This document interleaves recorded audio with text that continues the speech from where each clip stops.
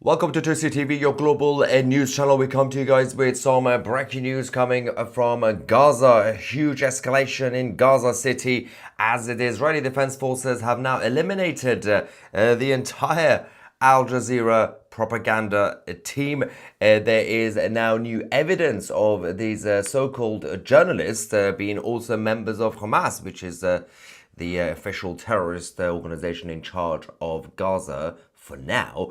There is a still ongoing situation as well when it comes to the humanitarian aid issue on the ground. We're going to give you guys all the update in this live stream. We're going to get your reaction as usual, and make sure to download the 2CTV app from your app stores to stay up to date with everything and all the documentaries and the chat forum. First things first, let's talk about what happened. So initially we heard that a couple of Al Jazeera members were eliminated. Then that number went up to 6 or 7.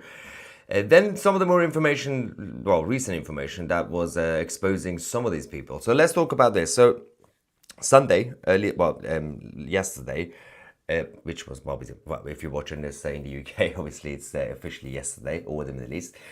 The latest strikes by the IDF, according to the IDF themselves, so that these strikes killed Al Jazeera reporter and Anas al-Sharif. It wasn't about journalism. They claim that he led a Hamas cell plotting rocket attacks against the Jewish nation. Now, we have actually gathered some evidence, which we are going to show you about who this person was. And all these journalists, so-called journalists, at best, of course, they are propaganda mouthpieces of Islamists, the state of Qatar, Hamas, Hezbollah, and the usual lot. But at worst, they are active members of these terrorist organizations. Anyway, the so-called Palestinians in Gaza over the last few hours have been showing their anger by the elimination of these journalists. Now, there's a video which we're going to show you first of the crowd in Gaza.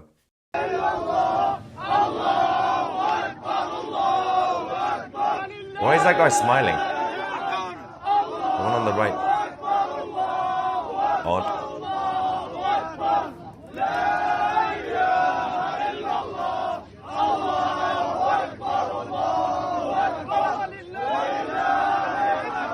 It's all for show, it's all for theatre. You know, they do this, they get their members, they film it, they post it.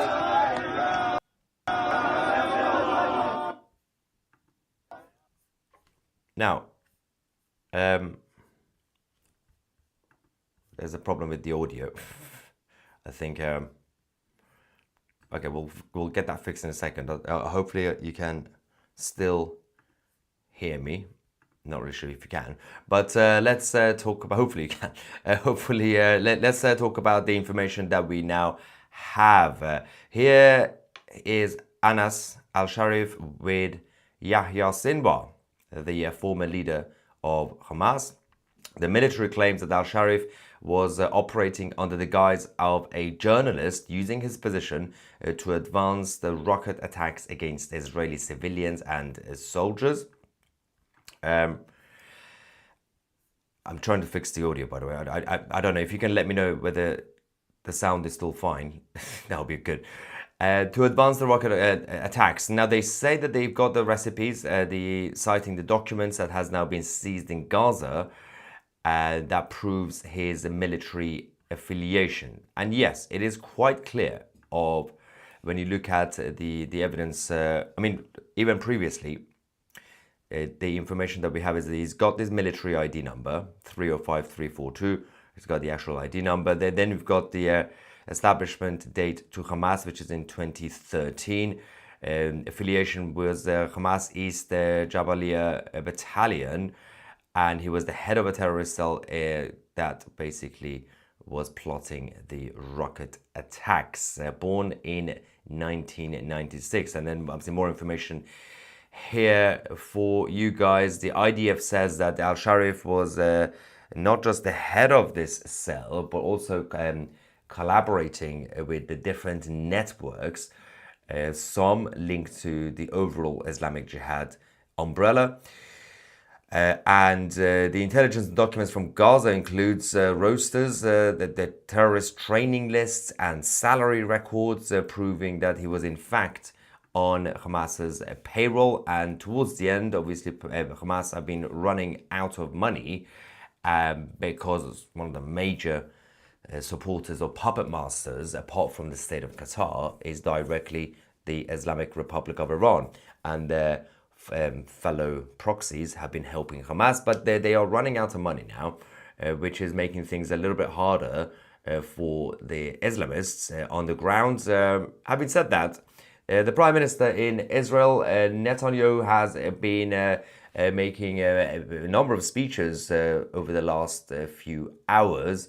Yesterday and today, the government outlined the overall plan in terms of the occupation of Gaza, which is to essentially liberate Gaza from the Islamists to make sure that Hamas are completely disarmed. So the 5 principles for ending this conflict, according to Netanyahu: disarm Hamas, release all the hostages, demilitarize Gaza, maintain Israeli security control, and finally, establish a peaceful, non-Israeli civil administration. So the main point that the Prime Minister confirmed, despite all the speculations over the last couple of weeks, is that Israel will not take control of Gaza.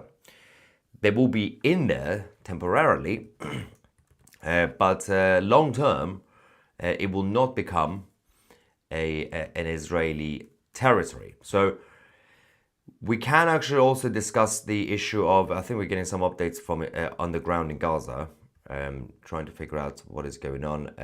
Let's quickly go and see. We've just received a quick video from Gaza City. Then we're going to explain what's going on with the latest humanitarian aid crisis on the ground. Ya Allah, Ya Allah, It just Ya Allah, Ya Allah. Gaza now. Ya Allah, Ya Allah. So yes, as we speak, that is happening now. I think we also obviously do have the live feed for you guys from Gaza, which we're gonna bring shortly. I think hopefully we can sort this out now. The live cam in Gaza. Where are we? There we go. Let's have a look and see what is happening over there. Can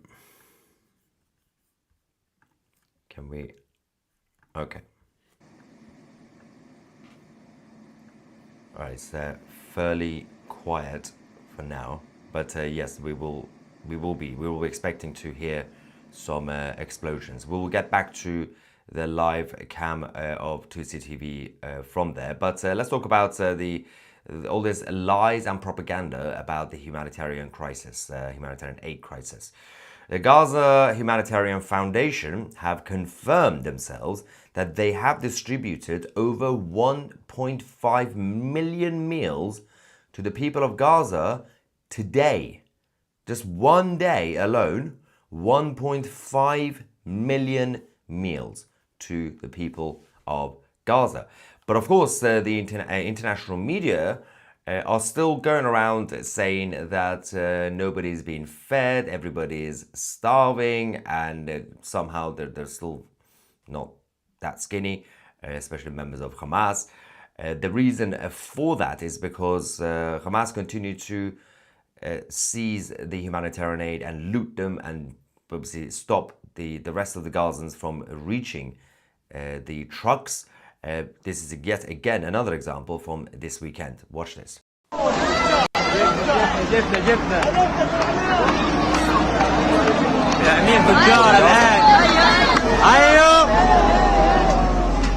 with their guns. They really care about the civilians in Gaza. That doesn't make sense, right? I think there's a new statement coming out on the issue of the so-called Al-Jazeera journalists. Let's go to the next video from the humanitarian aid trucks. Again, there are people literally standing on the side, waiting, and those guys on top of the truck with guns, threatening them, just so that they don't get anything. That's what's happening. Anyway, don't know why there was music in the background. Insane.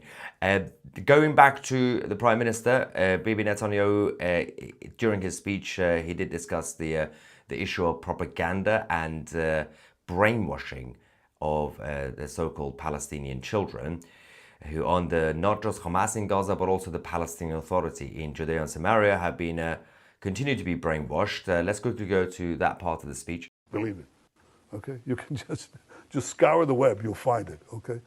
So they have no difference about the goal. That's why the Palestinian children in Judea and Samaria, and the Palestinian children, that is the Palestinian children under the PA and the Palestinian children under Hamas, are educated with exactly the same textbooks. Yeah. That's why the PA calls its public squares against mass killers of Jews. That's why they have pay for slay. The more Jews you murder, the more you get paid. Yeah. Or your family gets paid. I mean, so that's the crux of the problem. The real reason that this conflict persists is not because of the absence of a Palestinian state, but the persistent Palestinian refusal to recognize a Jewish state in any boundary. Okay? Now, when you give them a Palestinian state, when they haven't abandoned the goal of destroying the Jewish state, all you're doing is you're bringing the next war closer. Again, Hamas had a state. You just brought the war closer. And if you did the same thing in Judea and Samaria, right above Tel Aviv, enveloping Jerusalem, some say cutting Jerusalem into two, that's all that's going to happen. You're going to have the radicals again take it over, Iran take it over, and start a state from improved boundaries, start a war with improved boundaries. That's not going to happen. I think the solution to this problem is that the Palestinians should have all the powers to govern themselves in the places where they live and none of the powers to threaten Israel. They should obviously reform their whole education system. They should reform their whole historical outlook and say, all right, we accept that Israel is here to stay, not as a fact, as a physical or geographic fact, but as a fact of historical equity. If they want to live here next to us, they have to stop seeking our destruction. And to give them an independent state with all the trimmings, okay, is to invite a future war and a certain war. And that's something that today the Israeli public forcefully opposes. Before the war, by the way, it was about, third, two-thirds in the overall population. Probably 60-40. It's changed. Or even more, sorry, in the Jewish population. But now it's changed more dramatically. I mean, we had a vote in the Knesset a few months ago about the possibility of, having a Palestinian state. And the result was 99-9. 99-9. And that covers a very broad spectrum. And today, most of the Jewish public is against the Palestinian state for the simple reason that they know it won't bring peace, it'll bring war. To have European countries and Australia march into that rabbit hole, just like that, fall right into it, and buy this canard is disappointing, and I think it's actually shameful. But it's not going to change our position. Again, we will not commit national suicide to get a good op-ed for 2 minutes. That's a good point. We won't do that. Thank you. Well, that is a good point. On the other hand, the so-called Palestinian representatives, so the Palestinian ambassador at the United Nations was doing a bit of a rant saying that Israel seeks to block the Palestinian statehood, right? So you can't really have your Palestinian statehood after the October the 7th massacre because that's just encouraging bad behavior. You can't do that. You're condoning that. If the Palestinian Authority keeps saying that we are different to Hamas, Mahmoud Abbas and this stupid ambassador, then why do you want to reward Hamas? Let's go to the so-called ambassador. at the UN, see what he said. And then we have an update from the Anti-Hamas Gazans, one of obviously the factions. They have made an announcement. Israel is seeking to cement its full military control over the Gaza Strip and is prolonging this war not to end Hamas rule or to disarm it, but to prevent independent Palestinian state. Oh, shut up. That is the truth. The Israeli government has said that clearly over and over again. Somebody was referring to the statement of Prime Minister Netanyahu. He doesn't want to see a Palestinian governing body overlooking the affairs over Gaza. He just said But that. somebody else, not Palestinians. He said He it. just said, no, It's no, not he a said the secret. opposite. Oh my It's God. not an accusation. It's a fact. Gaslighting. Oh my God. So anyway, this idiot can say whatever he wants.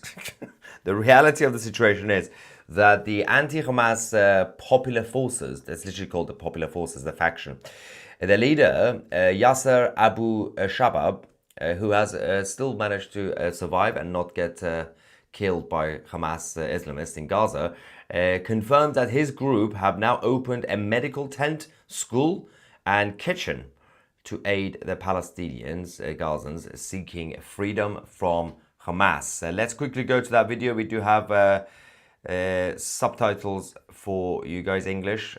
See what he had to say. أخوكم ياسر أبو شباب قائد القوات الشعبية.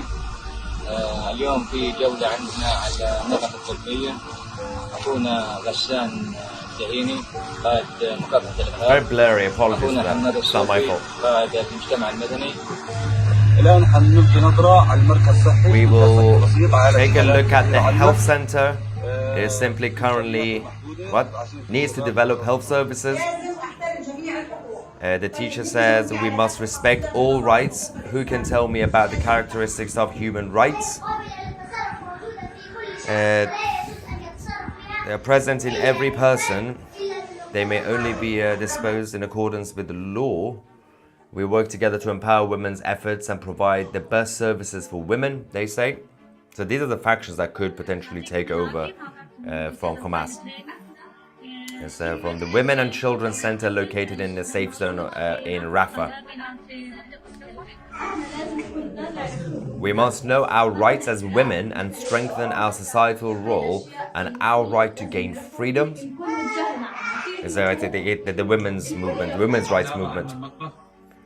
Here in front of you is the place where food is made for families in addition to distributing food supplies to the residents of the area. It operates daily and meals are distributed. Fair. Here the food supplies are stored, which needs to be stored according to the health protocol. Well, they have health and safety as well, so that's good to know. Now obviously the Hamas militants have been hunting down most of the leaders of the popular forces. We thank President Trump for his continued support, Yasser Abu Shabab, commander of the popular forces. Now, obviously things will escalate massively over the next few days. These guys now feel empowered because they are now basically being protected by the IDF in the south.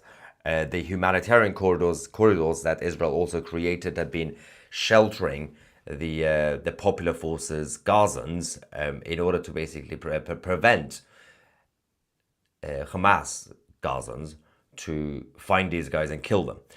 Now it seems like they feel more empowered because they know that the IDF are starting the operation to completely take over Gaza, and obviously that means that they are what are the alternative options.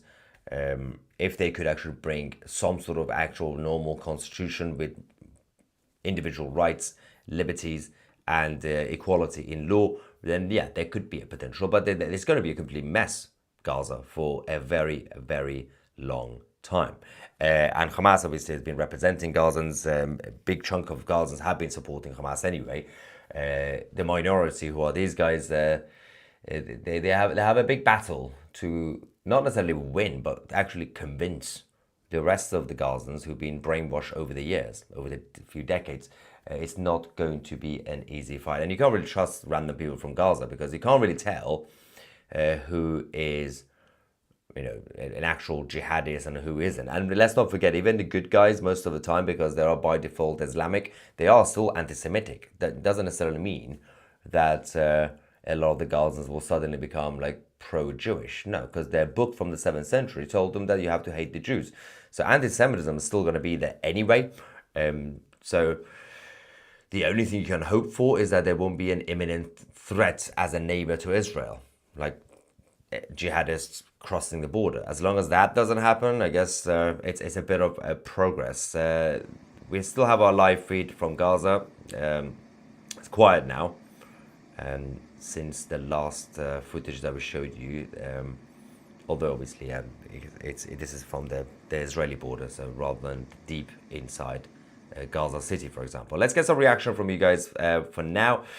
Super chat from Toddy Terrence, thank you, saying, correct me if I'm wrong, aren't Al-Jazeera like the biggest mouthpiece of Islamism? Yeah, in Muslim countries, but globally as well in non-Muslim countries. So yeah, I mean, they are banned in some countries, including Israel.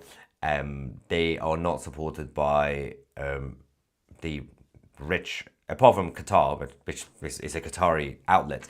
But the rest of the rich Arab countries like Saudi Arabia, UAE, Bahrain, they don't like Al Jazeera because obviously they don't like jihadists in general. I literally just heard an explosion because I can still hear it even if I'm not showing you the screen. Anything else?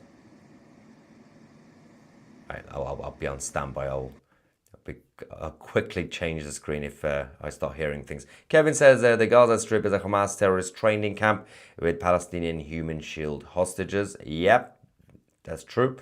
Mary Jane Piper says, has Niak got home okay? Sound is fine, by the way. Say. Thank you, Mary Jane, for that.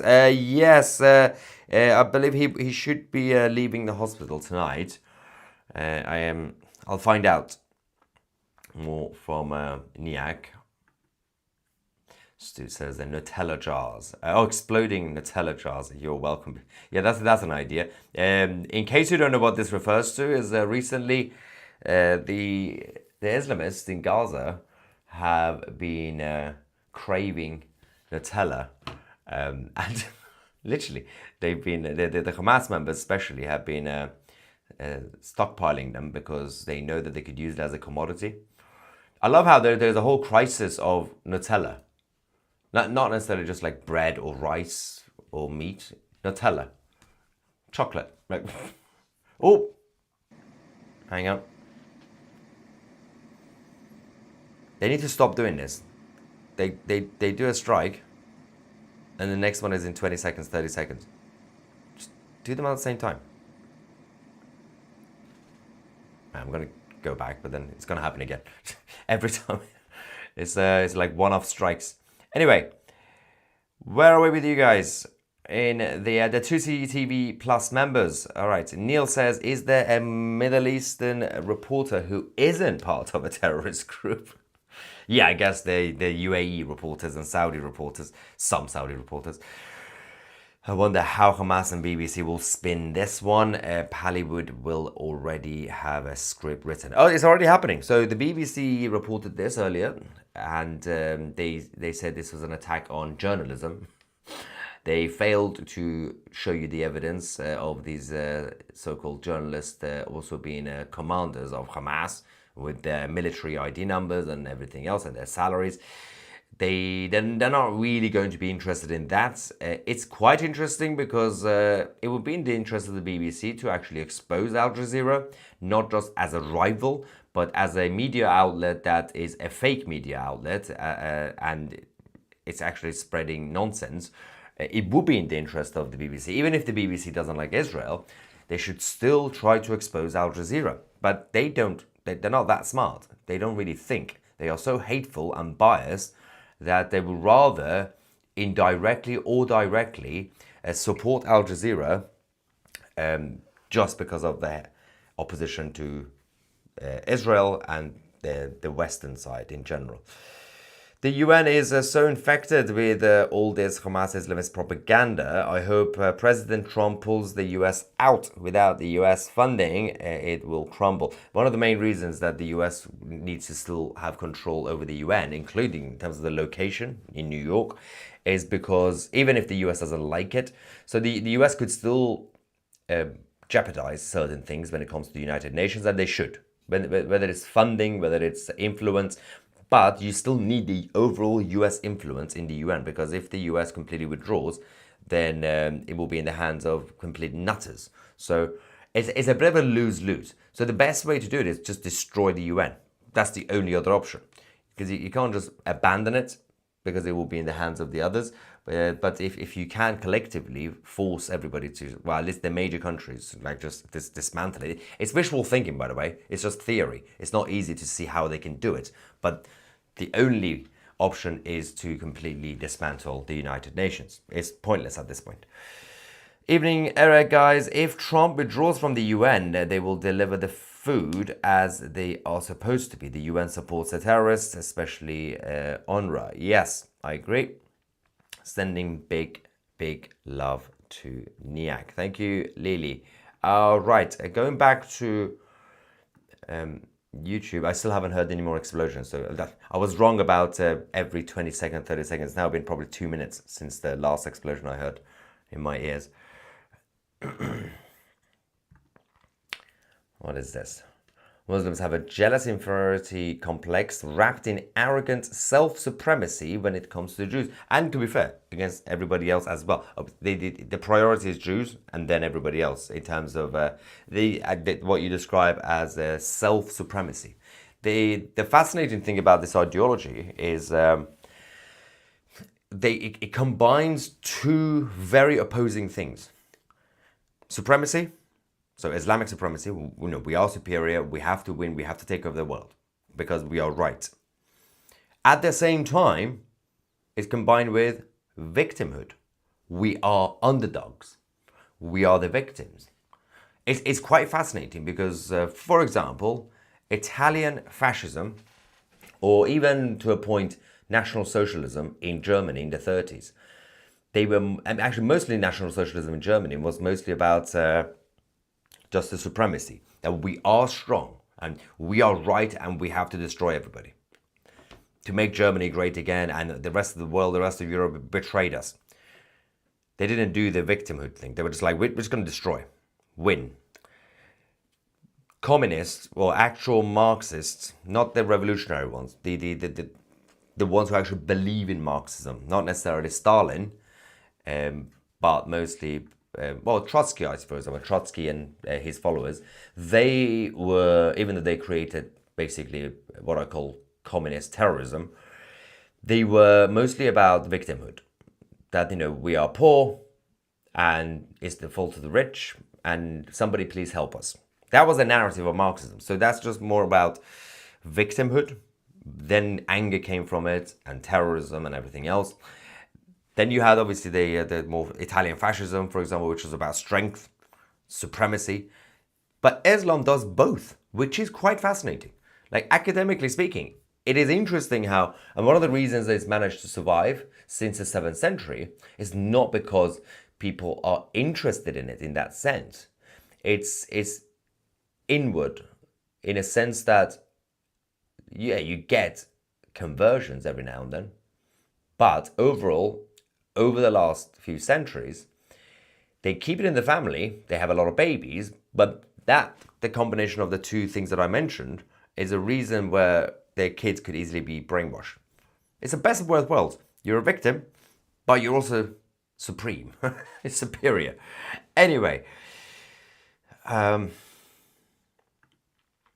they believe in destiny, which creates an external of control that promotes the victimhood mentality, all from the Islamic doctrine. Yeah. I heard a very quiet one. It's like they're doing it on purpose. They don't want me to show it. Anyway, let's go back to the super chat humans in the live chats while we wait for more information. Steve says, what a surprise, Islamic TV supporting Islamic terror groups. I am so shocked. Never would have thought that.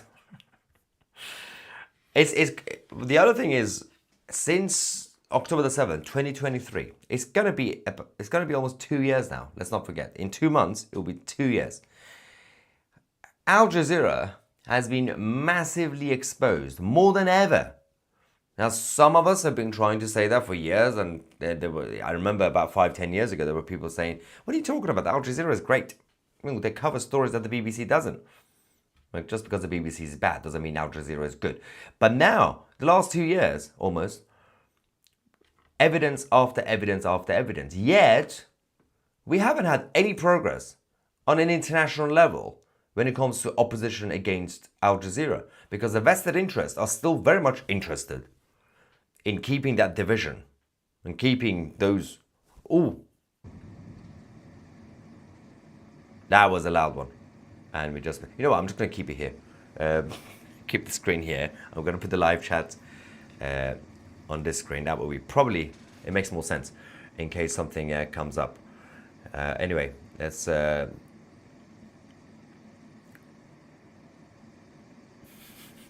Stu says, Maya constantly checking the screen for the explosions when it's probably next door setting up fireworks.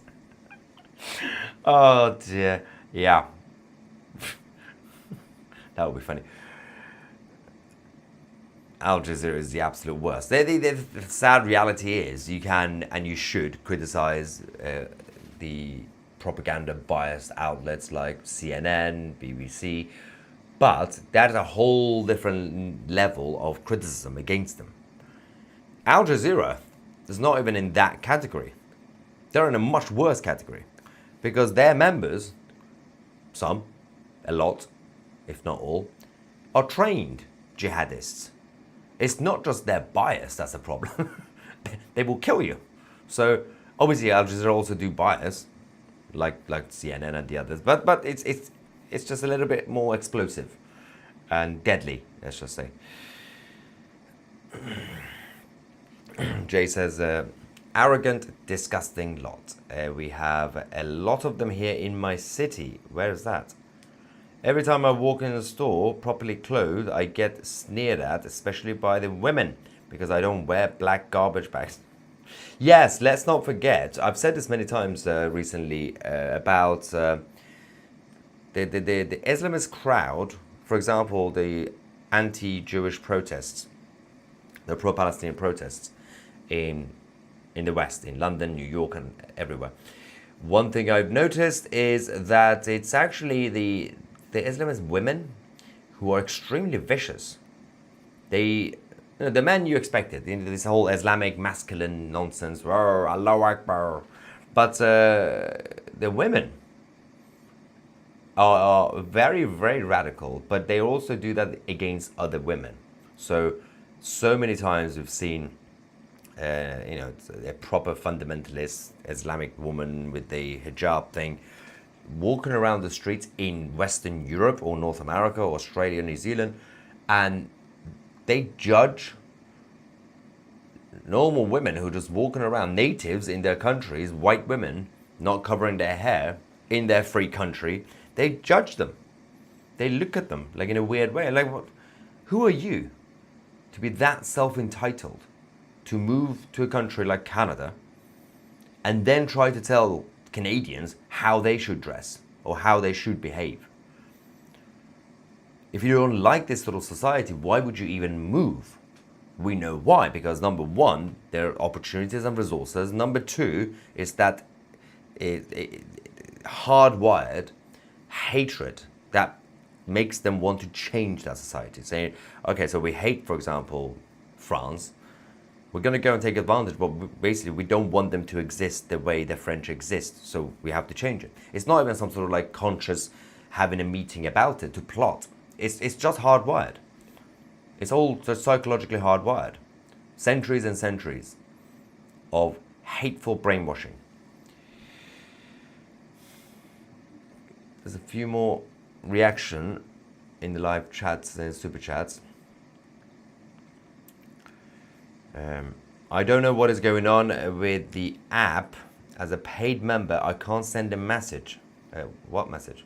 The app takes me to YouTube. Yes, because YouTube is separate to the app. With no option to send a message. It is the issue with the app. No, it's no. YouTube, 2CTV is YouTube. 2CTV is this channel you've seen on YouTube. Then we have 2CTV Plus.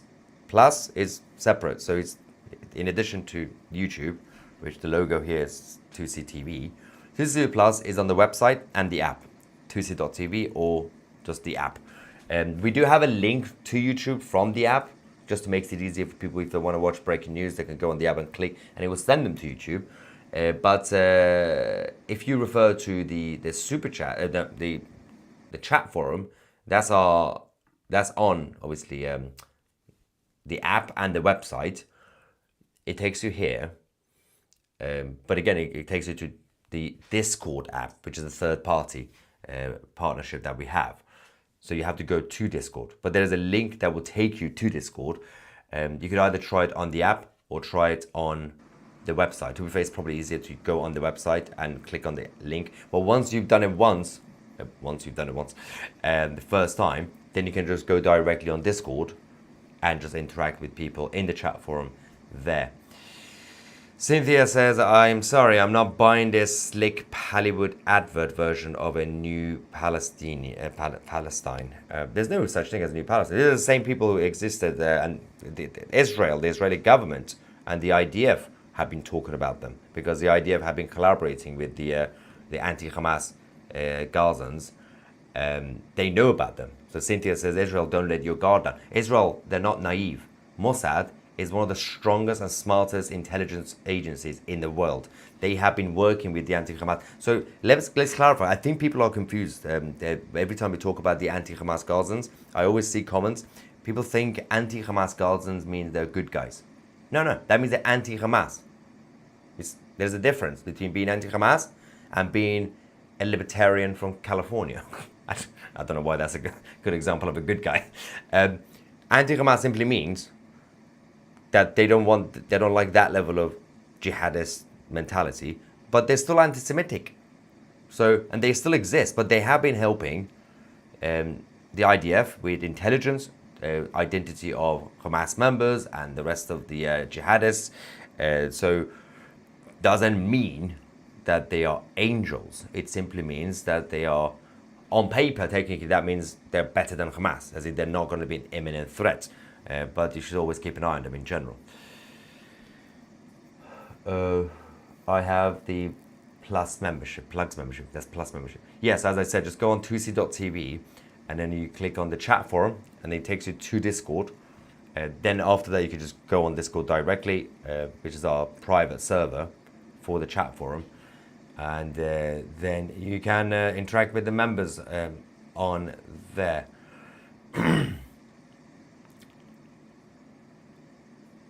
Now is that since I put the screen, the live cam on this, there has been 0 explosions.